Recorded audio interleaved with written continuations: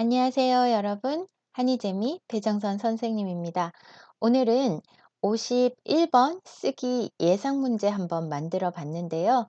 쓰기 예상 문제가 뭐 선생님 이거 꼭 나옵니다. 이것만 공부하면 됩니다. 이런 게 아니라 51번은 이런 문제가 많이 나오니까 여러분도 이런 비슷한 문제가 나오면 이렇게 한번 써보세요 정도로 생각을 하면 좋을 것 같아요. 자, 오늘 선생님 준비한 예상 문제 영상 보기 전에 좋아요, 구독 눌러주는 거 잊지 마시고요. 자, 한번 시작해 보겠습니다. 51번은 기역과 니은에 들어갈 알맞은 말을 각각 한 문장으로 쓰십시오 라고 문제가 되어 있습니다. 결국은 기역하고 니은에 한 문장씩을 써야 하는데요. 어떤 문제는 이렇게 문장으로 안 끝나는 게 간혹 있어요. 그건 좀 문제가 잘못됐다고 생각을 하는데, 일단은 이 제시문 자체가 한 문장으로 쓰십시오기 때문에 문장으로 쓸 수 있도록 문제가 나와야 하죠. 자, 51번은 우리 주변에서 흔히 볼 수 있는 광고문, 편지글, 안내문, 뭐 모집, 그리고 이메일, 문자 메시지 이런 문제들이 많이 나옵니다. 그래서 여러분들이 조금만 신경을 쓰면 주변에서 흔히 볼 수 있는 문제예요.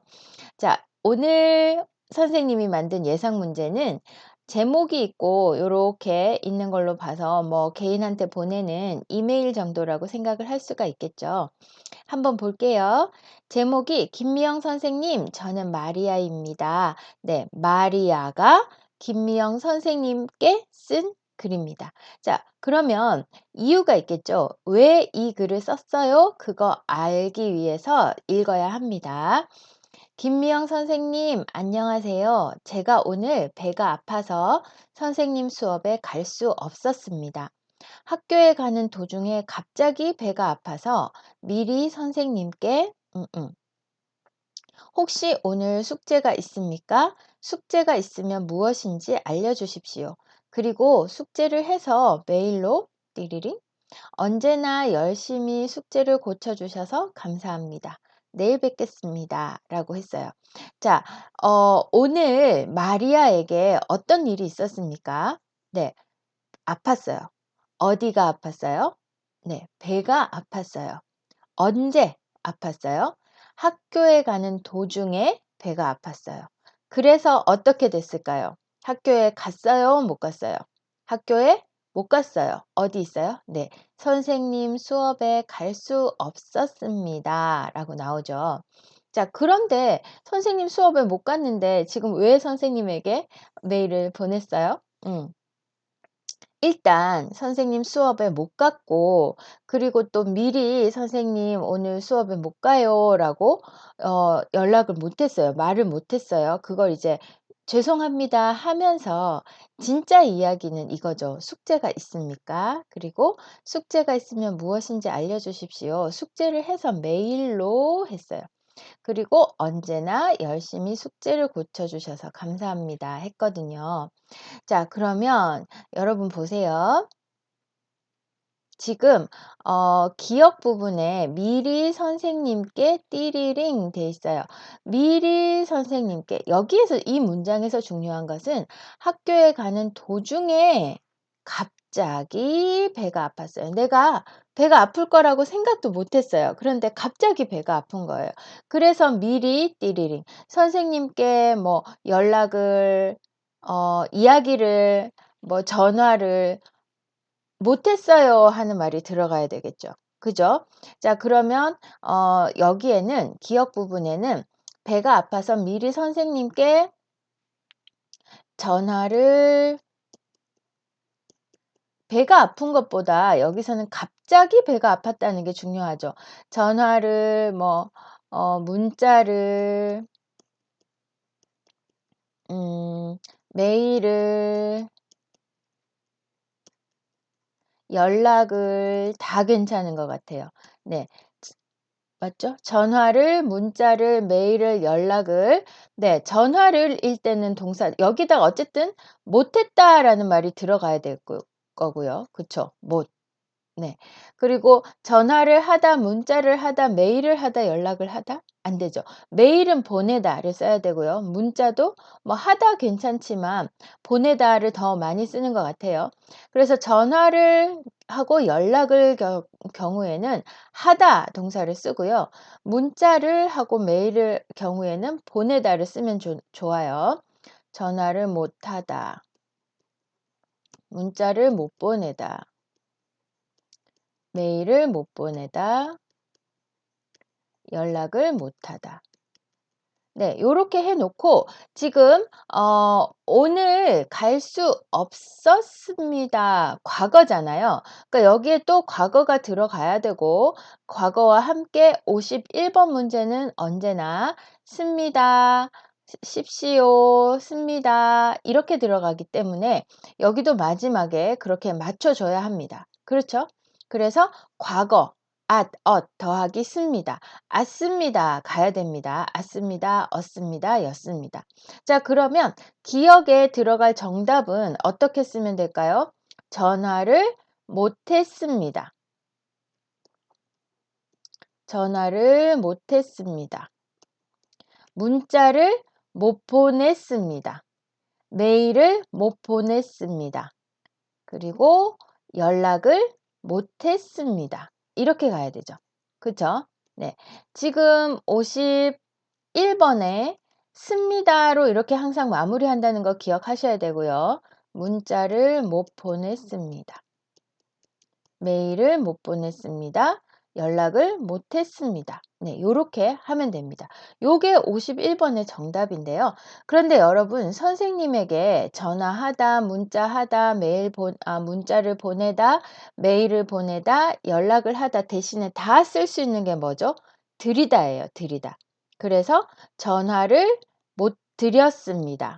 문자를 못 드렸습니다. 메일을 못 드렸습니다. 연락을 못 드렸습니다. 드렸습니다는 이 네 개 다 괜찮아요. 자, 기억 한번 정리할게요.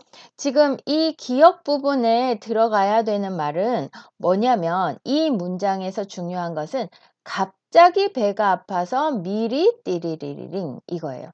그래서 선생님에게 조금 죄송한 마음 있어요. 원래 수업에 못 가면 이런 이유로 수업에 갈 수 없습니다 하고 미리 연락을 드리는 것이 좋잖아요. 그런데 그렇게 연락하지 못한 것이 조금 죄송합니다. 그래서 지금 이 문장을 쓴 거예요. 그러면 아까 선생님 말한 것처럼 문자를 그리고 뭐 전화를 연락을 또 뭐였죠? 네, 문자를 전화를 메일을 요렇게 을을 목적어 찾아 놓고 못 드렸습니다는 다 괜찮다고 했고요. 그리고 따로따로 하려면은 메일하고 문자는 보내다 못 보냈습니다. 그리고 전화하고 연락은 못 했습니다. 이렇게 쓰면 된다고 했어요. 그렇죠? 네. 요렇게 쓰면 기억에서 굉장히 좋은 정답이 됩니다. 그러면 이제 연락을 못한 것까지는 내가 하고 싶은 얘기 다 했어요. 그런데 진짜 궁금한 게 이제 나오죠? 네. 혹시 오늘 숙제가 있습니까? 숙제가 있으면 무엇인지 알려주십시오. 아이고, 이 마리아는 정말 공부를 열심히 하는 친구네요. 보통 우리 학교에 못 가게 되면 숙제를 잘 안 물어보잖아요. 그쵸? 그런데 숙제를 미리 물어보는 것을 보니까 정말 열심히 공부하는 친구입니다. 그리고 계속 읽어볼게요. 그리고 숙제를 해서 메일로 띠리링 언제나 열심히 숙제를 고쳐주셔서 감사합니다. 내일 뵙겠습니다. 자, 그럼 뭐예요? 숙제를 선생님이 항상 고쳐주는 거예요. 틀린 부분을. 그러니까 그냥 숙제만 하는 게 중요한 게 아니라 내가 메일로 뭐죠? 보내다. 근데 선생님 지금 나 메일로 숙제 보내도 돼요? 보내도 괜찮아요? 이거 물어보고 싶은 거잖아요. 그죠?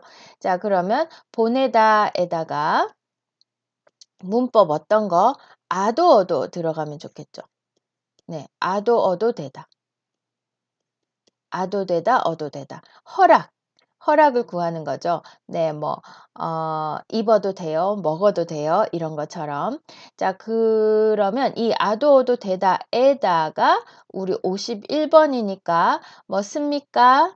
여기에 묻는 말이니까 네. 습니까? 입니까? 요런 거 들어가야 돼요. 자 그럼 요걸 쭉 이어 볼까요? 네. 그리고 숙제를 해서 메일로 보내도 됩니까? 그리고 이게 지금 앞으로 보낼 거니까 미래 써서 숙제를 해서 메일로 보내도 되겠습니까? 요렇게 써도 괜찮겠죠. 그죠? 근데 되다 대신에 괜찮다 써도 됩니다. 숙제를 해서 메일로 보내도 괜찮습니까? 요걸 좀 위에 쓸 걸 그랬네요. 메일로 보내도 여기까지는 똑같고요. 요 뒷부분에 괜찮습니까? 그리고 아까처럼 미래니까 get 연결해서 괜찮겠습니까? 요렇게 해도 됩니다.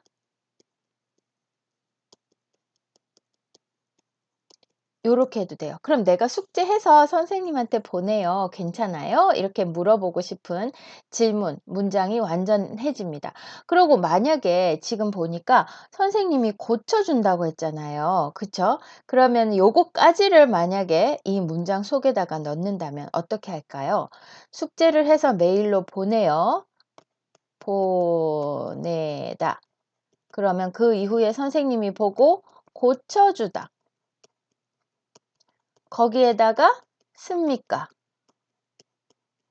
요렇게 연결될 수도 있겠죠. 그죠? 그러면 내가 메일로 보내요. 그래서 선생님 고쳐요. 안 보내면 안 고쳐줘요. 할 때 여기에다가 뭐죠? 문법은 면 쓰면 되겠죠. 그리고 숙제를 해서 메일로 보내면